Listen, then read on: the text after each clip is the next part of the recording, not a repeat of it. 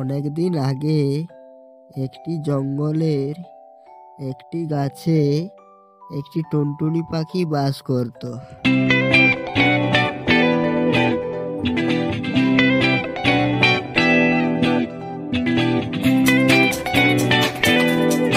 ওই জঙ্গলের আর একটি গাছে একটি অলস কাক বাস করত। ওই জঙ্গলের আর একটি গাছে একটি পায়রা বাস করত। খাবার তো ফুরিয়ে গেল, যাই আজ আবার খাবারের সন্ধানে যাই।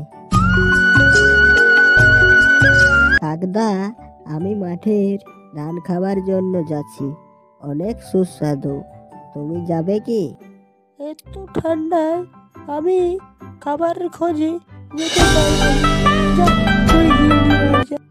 তুমি খুব অলস গো কাক দাদা, যাই, আমায় আবার খাবার না আনলে হবে না, যাই আমি গিয়ে খাবার নিয়ে আসি একা একা।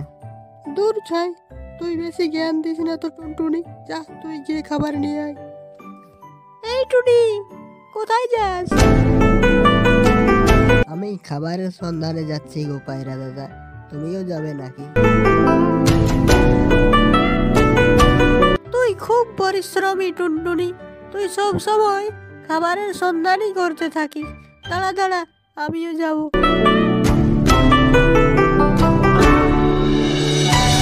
এই বলে পায়রা ও টুনটুনি দুজনেই খাবারের সন্ধানে চলে যায়। টুনটুনি ও পায়রা জঙ্গলের মধ্য দিয়ে খাবারের সন্ধানে চলে গেল।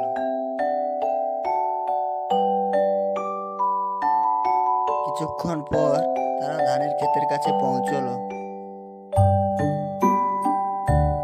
দেখো পায়রা, কত সুন্দর সুন্দর ধান, চলো তাড়াতাড়ি নিয়ে যাই, না হলে চাষি এসে পড়বে। হ্যাঁ হ্যাঁ, ঠিক বলেছিস টুনি, চল তাড়াতাড়ি নিয়ে আসি। এই বলে টুনটুনি ও পায়রা খাবার নিয়ে তাদের বাসার দিকে গেল।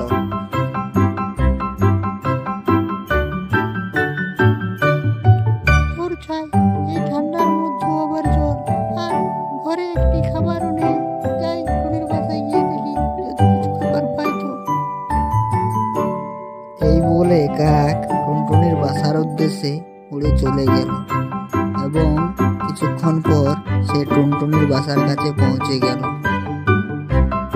খুব ঠান্ডা, টুনটুনি তুই আমাকে দুটি খাবার দে। কাকদা, সেদিন তুমি যদি আমার কথা শুনে খাবারের সন্ধানে যেতে, তাহলে আজ তোমায় এভাবে বৃষ্টিতে ভিজে খাবার আনার জন্য আসতে হতো না। ঠিক আছে, দাঁড়াও, আমি তোমায় খাবার এনে দিচ্ছি। অনেক ধন্যবাদ টুনি, তোর এই উপকার আমি কোনোদিনও ভুলবো না।